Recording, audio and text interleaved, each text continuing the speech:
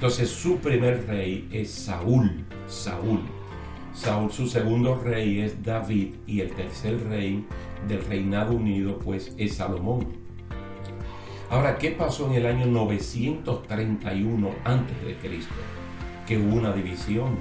El reino de Israel se dividió en dos partes: el reino del sur y el reino del norte.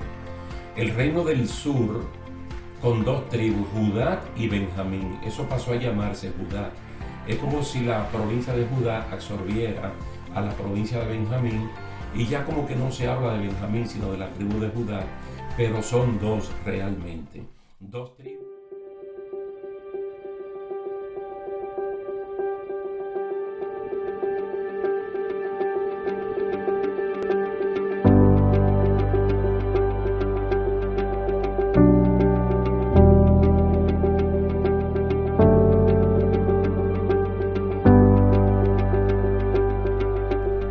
Dios le bendiga, mis queridos hermanos. Aquí estamos de nuevo para continuar con nuestra serie de estudios bíblicos. Daniel mira hacia adelante.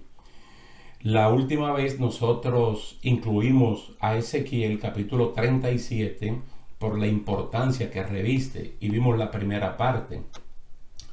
Ahora vamos a continuar y vamos a ver la segunda parte de Ezequiel.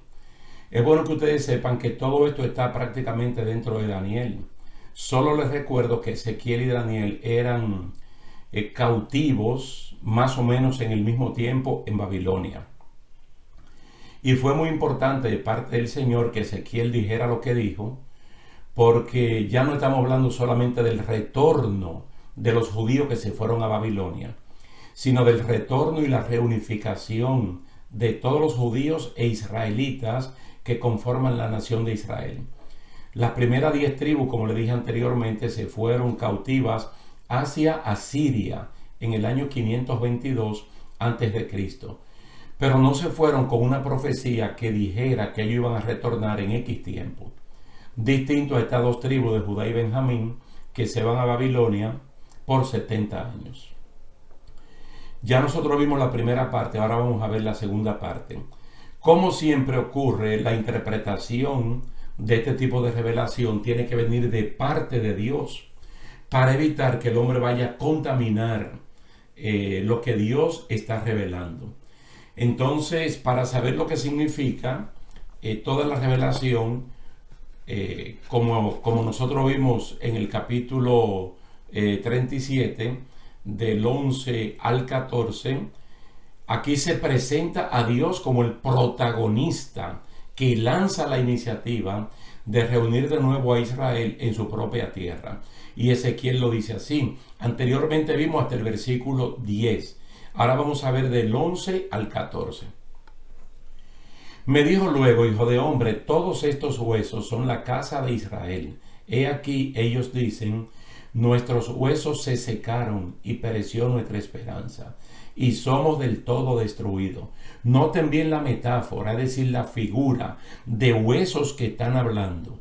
Pero esos huesos que están hablando representan a la nación de Israel compuesta por las 10 tribus. Y ellos mismos reconocen, tienen conciencia de que su esperanza ha muerto. Como que aún sabiendo, como que no encuentran el camino, ni el tiempo, ni la oportunidad como para regresar a Israel. Versículo 12. Por tanto, profetiza y diles, así ha dicho Jehová el Señor. He aquí yo abro vuestros sepulcros, pueblo mío, y os haré subir de vuestras sepulturas, y os traeré a la tierra de Israel. Y sabréis que yo soy Jehová, cuando abra vuestros sepulcros y os saque de vuestras sepulturas, pueblo mío.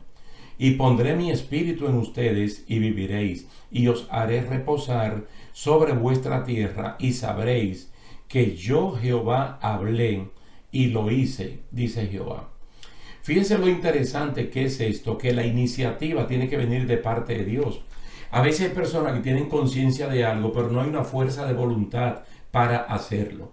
Y nosotros aquí sabemos que el Dios de la historia es el Señor, y que Él es el que motiva para que la gente haga lo que tenga que hacer.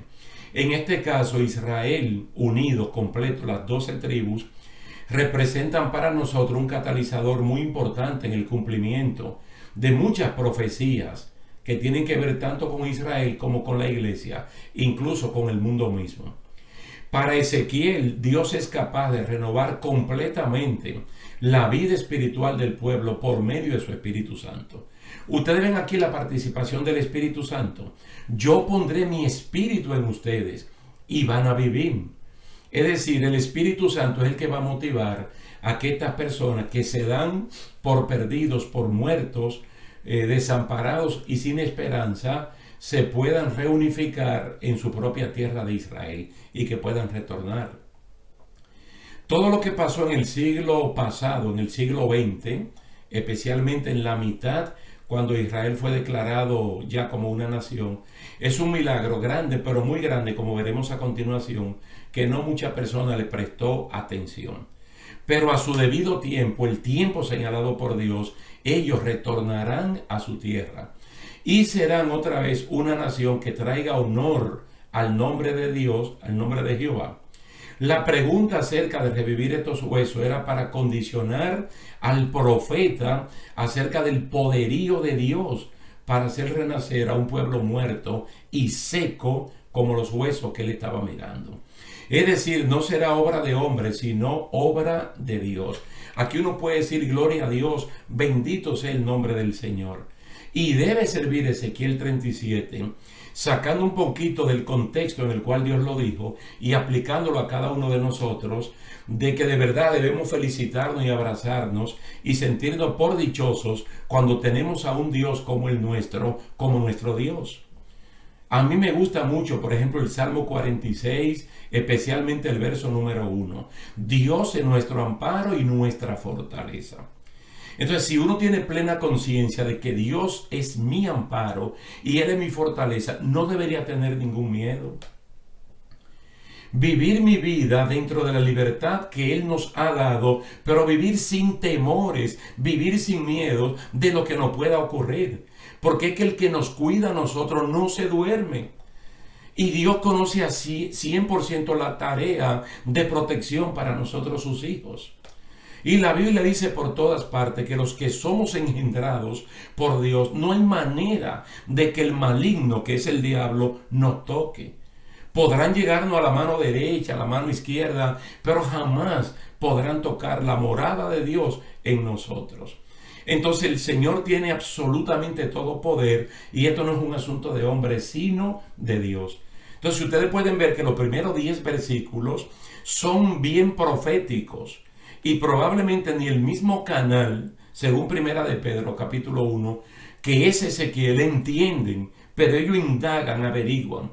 Entonces el Señor en los versículos del 11 al 14, Él le está diciendo que es una iniciativa de Él, que es Él que lo va a hacer cuando, en su kairos, en su tiempo. Y siempre el kairos de Dios se va a cruzar con el cronos del hombre y ahí van a ocurrir las cosas como deben ocurrir.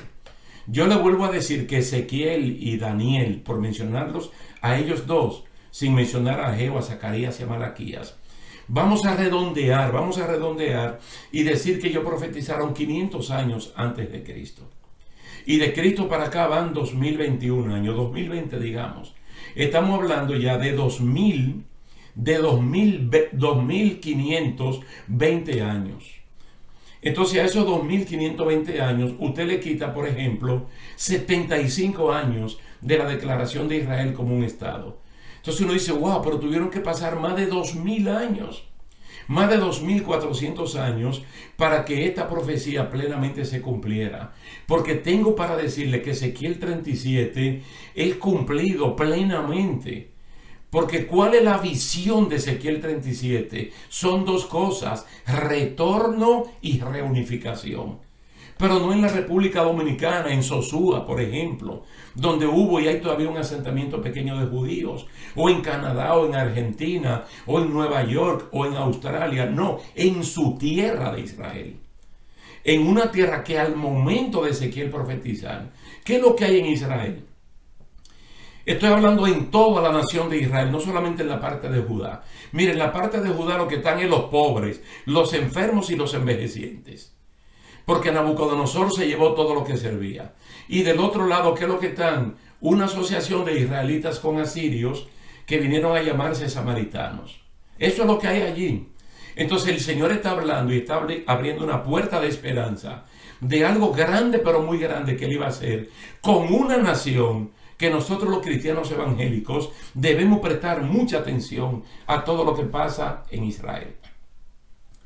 Volviendo de nuevo a esta esperanza, mire, esta esperanza se alargó, como acabo de decirle, por varios años hasta los días de la humanidad de Jesús. Cuando Cristo estaba a punto de ascender al cielo, ¿qué fue lo que los discípulos le preguntaron a Jesús? ¿Cuál fue su última pregunta? Y mire que ellos no están preocupando acerca de la misión de ellos como iglesia. Ellos, la pregunta que le hacen a Jesús es: Señor, ¿restaurarás el reino de Israel en este tiempo? Eso es Hechos capítulo 1, verso 6. Hechos capítulo 1, verso 6. ¿Restaurarás el reino de Israel en este tiempo? Piensen, hermanos, que en ese tiempo los que están gobernando son los romanos. La cuarta bestia espantosa y terrible de Daniel 7. O esa pierna de hierro puro del capítulo 2 de Daniel. Ellos dicen, este es el momento. Entonces una promesa, esa promesa de las 12 tribus que Pablo le mencionó al rey Agripa en Hechos 26. Versículo 6 al 7, una esperanza que está en el corazón de cada judío, sea cristiano evangélico o sea judío del judaísmo. Pero noten, hermano, que es muy importante que ellos están muy preocupados por ese cumplimiento literal, material, de que Israel vuelva a ser como era en los tiempos, no de Saúl ni de Salomón, sino del rey David. Pero ellos tienen una esperanza que es muy buena, pero es corta. Porque lo que Dios está prometiendo es mucho más amplio que lo que ellos se puedan imaginar. Entonces Ezequiel en la cautividad tuvo una serie de visiones futuras para la restauración de Israel, siendo una de ellas la restauración del templo con los sacrificios de adoración y consagración y la celebración de la Pascua. Como Ezequiel era parte de los cautivos, estos mensajes se convirtieron en aliento. Miren, aliento necesario para un pueblo que por sus pecados fue desterrado de su nación. Y sus lugares santos fueron destruidos. Es decir, el templo. No se olviden que en el año 586 a.C., lo último que hizo Nabucodonosor y los babilonios fue destruir el templo de Jerusalén y saquearlo completamente. Entonces el templo de Jerusalén representaba lo que unificaba a todos los israelitas en cualquier parte del país y fuera del país, porque Dios de alguna manera extraordinaria diseñó un solo santuario para toda una nación. No era que habían sucursales del templo en diferentes lugares, no, había un solo santuario. Y los puntos geográficos de Israel que van desde Dan hasta Beerseba se tenían que reunir en un solo lugar. No habían dos. Incluso en el momento que esto ocurre, la sinagoga no habían todavía. Porque las sinagogas van a nacer justo cuando el pueblo se va al cautiverio en Babilonia. Entonces hay que comienzan a conformar que donde hay 10 familias, entonces podían tener una sinagoga que es como una iglesia, como una congregación, como la que nosotros tenemos ahora mismo. Digamos que la iglesia La Senda de Tierra Alta es como una sinagoga, solo que para nosotros es una iglesia. No es un lugar tan grande, o como la iglesia de Dios del Ensanche Libertad, por mencionar dos. Exactamente lo que se hace en una iglesia era lo mismo que se hacía en una sinagoga. Orar, ayunar, cantar, leer la palabra, congregarse el día sábado y escuchar el mensaje de la palabra de Dios o el estudio bíblico. Ahí no se circuncidaban, ahí no se hacía la Pascua, ahí no se hacía nada de eso. En una sinagoga se hacía lo mismo que se hace en una iglesia, como la que nosotros tenemos. Entonces hablarle de esto era como abrir una puerta de esperanza para esta gente que no tienen un lugar sagrado donde congregarse.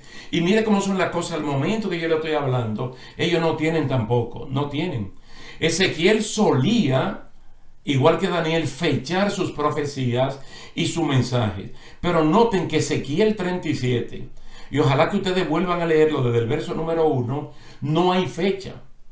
Usted se da cuenta que estudiando a Daniel, él te dice en el año 1 o en el año 3 de Belsasar o de Nabucodonosor, o en el año tal de Darío, o en el año tal de Ciro, o en el año tal de fulano.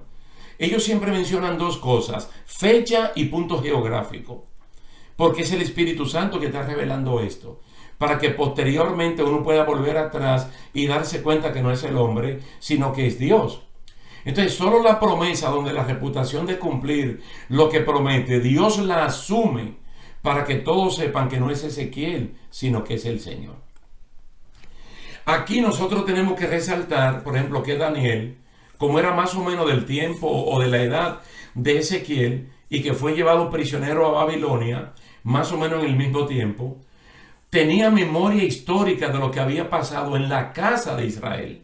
Claro, las dos tribus de Benjamín y de Judá, todos sabían lo que le había pasado a sus hermanos que conformaban el reino de Israel, que eran las 10 tribus del norte.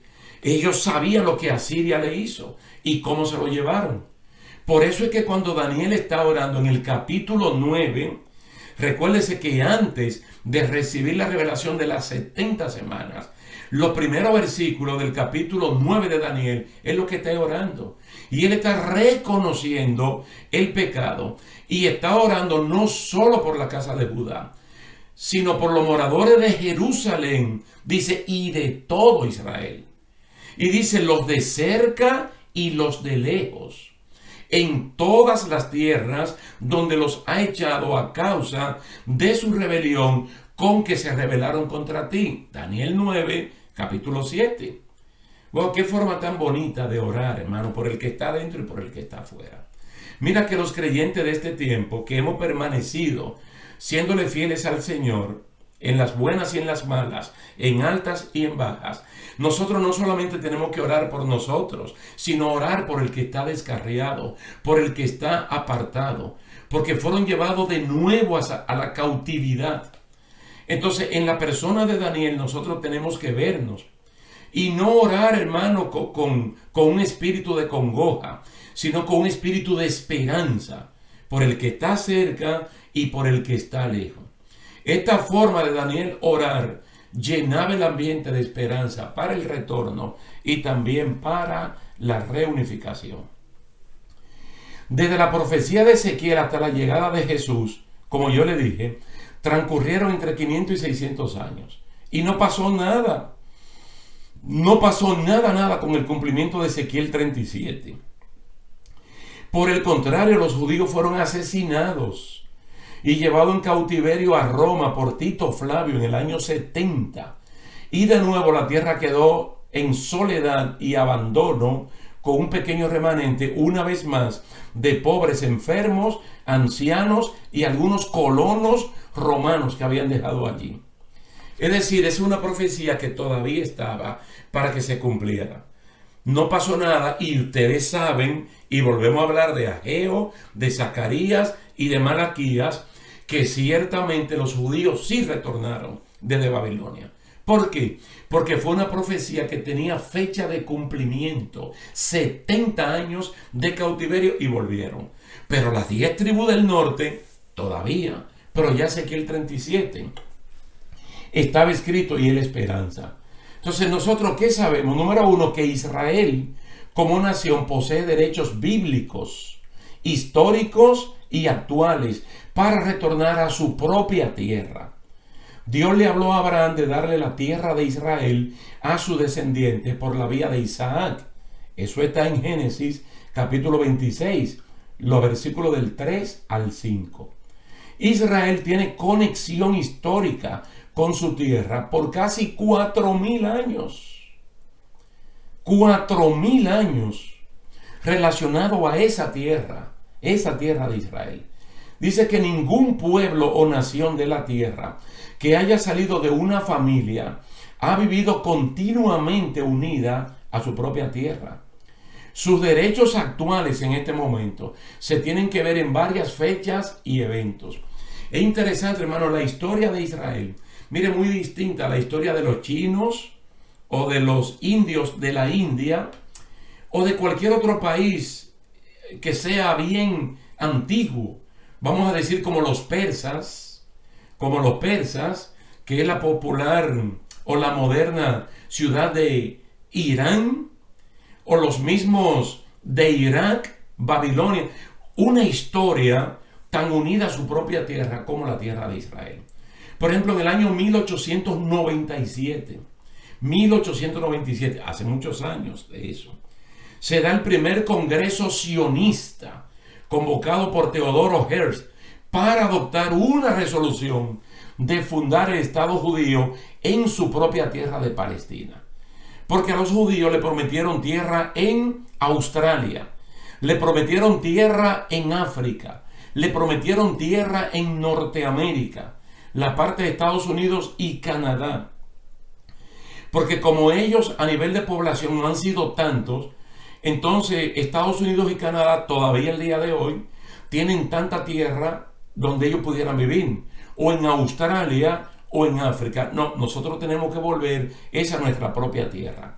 Noten eso, año 1897, para que pensemos en Ezequiel 37, dentro de esta serie de estudios que Daniel mira hacia el futuro. En el 1914, justo cuando comienza la Primera Guerra Mundial, ya hay 90,000 judíos viviendo en Palestina. Y hay 47 asentamientos agrícolas, o eso que le llaman los kibbutz, los asentamientos agrícolas. Oigan, mi hermano, ya estamos hablando de que 17 años después de la primera resolución y comenzando prácticamente la Primera Guerra Mundial, las estadísticas dicen que ya en Israel hay 90,000 judíos asentados con 43 asentamientos agrícolas. En el año 1917 está la declaración de Balfour, que favorece el establecimiento de la nación judía en su tierra. Es decir, los ingleses, por orden de la Liga de las Naciones, eran los que tenían como el protectorado de esa parte de Palestina. Entonces este señor apellido Balfour, en nombre a él se le pone esta declaración, se favorece el establecimiento de una nación judía, pero en su propia tierra, en Israel. Desde los años 1929 al 1939, 10 años, árabes muy celosos por el incremento de judíos, llegando a Palestina, inician ataques y se rebelan contra el control británico en el Medio Oriente. En el año 1932, esto es muy importante, Irak declara su independencia. En el año 1943, el Líbano declara su independencia. En el año 1944, Siria declara su independencia. En el año 1945, la Liga Árabe unió a Egipto, a Siria, Líbano, Irak, Arabia Saudita, a Yemen y a Transjordania en contra de permitir a los judíos tener su estado. Fíjense, estamos hablando de 1945, cuando termina la Segunda Guerra Mundial. Entonces, como ya los países árabes, y dentro de los árabes, algunos países musulmanes, ya comienzan a objetar que los judíos sean reconocidos como un estado. Eso en 1945. Ahora, ¿qué pasa el 14 de mayo de 1948? 14 de mayo de 1948 a las 4 de la tarde en punto. El primer ministro de Israel, David Ben Gurión, declaró en la Asamblea de las Naciones Unidas: el Estado de Israel ha nacido en Judea, Hebrón y Samaria. ¿Sabe con qué población? 650,000 judíos. Ya eran más de 500,000 en tierra de Palestina. Recuerden la fecha, 14 de mayo de 1948 a las 4 de la tarde. ¿Sabe lo que se estaba esperando? El voto del embajador de Guatemala en las Naciones Unidas, que fue el último voto que faltaba, para poder declarar a Israel como una nación tal y como la conocemos a hoy. Y para que Ezequiel 37 comenzara a cumplirse literalmente. Bendito y alabado sea el nombre del Señor. Cuando David Ben Gurión proclamó el nacimiento del Estado de Israel, 24 horas después, los ejércitos de Egipto, de Jordania, de Siria, del Líbano, de Irak invadieron a Israel. Y 24 horas después, forzando a Israel a defender su soberanía que habían recobrado 24 horas anteriormente. Entonces, ¿cómo uno puede decir que 650,000 personas, donde hay ancianos de edad y donde hay niños, mujeres embarazadas, cuántos de ellos pueden salir a defender esa nación? Hermano, pero es imposible que ejércitos que suman 200 millones de personas vayan a atacar a una nación tan vulnerable y no puedan con ella. ¿Por qué? Porque en Ezequiel 37 Dios dijo: yo voy a poner mi espíritu para que ustedes vuelvan. No es una iniciativa humana. Esto no fue de Teodoro Herzl. Esto no fue de David Ben Gurión. Esto no fue de Golda Meir. No, esto fue Dios, el Espíritu Santo, guiando a los judíos, a los israelitas, para volver a su tierra. Mire, Israel derrotó a esos ejércitos. Su primera lucha fue en el 1948. En el 1956 estalló la Segunda Guerra entre los árabes y los judíos, como consecuencia de la nacionalización del Canal de Suez. Recuerden que el Canal de Suez es el canal que conecta al Mar Rojo con el Mar Mediterráneo. El Mar Rojo, que ustedes lo conocen perfectamente bien en el libro de Éxodo. Un mar que Dios lo abrió para que su pueblo cruzara. Entonces el presidente de Egipto, que se llamaba Gamal Abdul Nasser, muy famoso, que hasta el día de hoy, cuando ese hombre murió, todavía tiene el récord de ser el funeral donde más gente ha asistido en toda la historia de la humanidad. El líder más grande de Egipto. De una vez se puso al frente porque él nacionalizó el Canal de Suez, que el control lo tenían los británicos, y estalló una guerra con ellos. ¿Para qué? Para ser derrotados. Una vez más Israel derrotó a los egipcios. ¿Y sabe lo que pasó en 1967? Se desató el tercer conflicto, la tercera guerra. ¿Cómo se le llamó? La guerra de los 6 días. 6 días fueron suficientes para que Israel entonces engrandeciera su territorio, tomara toda la península del Sinaí, la franja de Gaza, las alturas del Golán y lo que se llama la Cisjordania. Una victoria extraordinaria que hasta el día de hoy, cuando se está estudiando cómo los judíos pudieron haber ganado esa batalla, ustedes han visto una gráfica de un general que tiene un ojo tapado, Moshe Ben Dayan, cómo ese señor, Dios lo pudo utilizar para que ellos pudieran ganar esa batalla, incluso tomar a Israel completamente, porque Israel hasta ese momento tenía Jerusalén, solamente la mitad de Jerusalén, pero ahora la tomaron por completa. Toda la franja de Gaza, todo el Golán, toda Cisjordania y toda la península del Sinaí. Hermano, vuelvo y le digo que Ezequiel 37 lo ubicamos perfectamente bien dentro de la profecía de Daniel. Hermano, y nosotros, por lo menos los creyentes, tenemos que prestar atención a ver el cumplimiento de la palabra del Señor en tierra de Israel. No pudieron un ejército tan pequeño contra un ejército de 200 millones de soldados. No pudieron. Oficialmente el estado de guerra continuó entre Israel y sus vecinos. Israel fortaleció sus fuerzas armadas para defenderse de las amenazas de destrucción a lo largo de 3 grandes guerras. Por ejemplo, la de la crisis del 1956, la del 1967 y esa guerra famosa del Yom Kippur de 1973.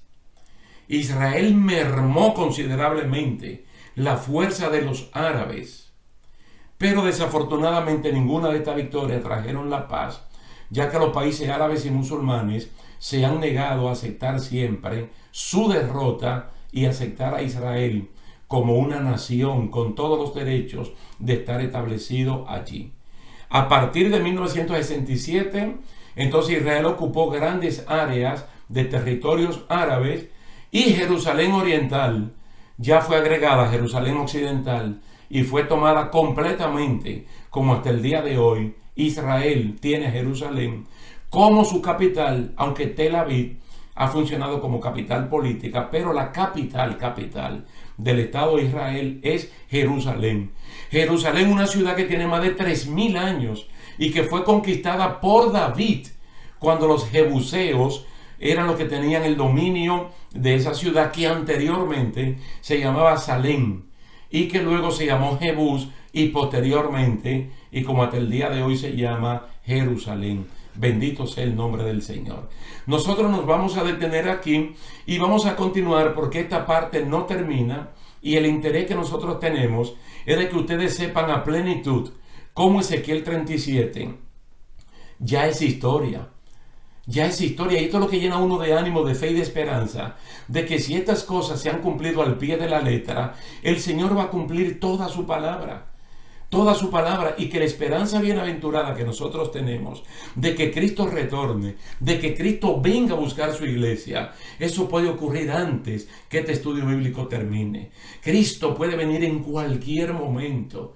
Y Él ha dado pruebas suficientes de que lo que Él promete, Él lo cumple. Así que damos gracias a Dios por esta buena oportunidad que nos brinda de conversar con ustedes acerca de su palabra y darle las gracias a ustedes también por la atención prestada. Dios le bendiga grandemente y será hasta la próxima. A eso se le suma que 200 años antes de Cristo, por ejemplo, lo que era la Biblia hebrea, en la ¿cómo se llama? En la biblioteca más grande del mundo antiguo, que era la de Alejandría en Egipto, no había una copia de la Biblia hebrea. Por eso es que Ptolomeo, un personaje muy popular para nosotros, mandó a que se tradujera del hebreo al griego koiné. No voy a decir al griego koiné, que es el griego popular, pero al griego, el Antiguo Testamento, que es la Biblia hebrea.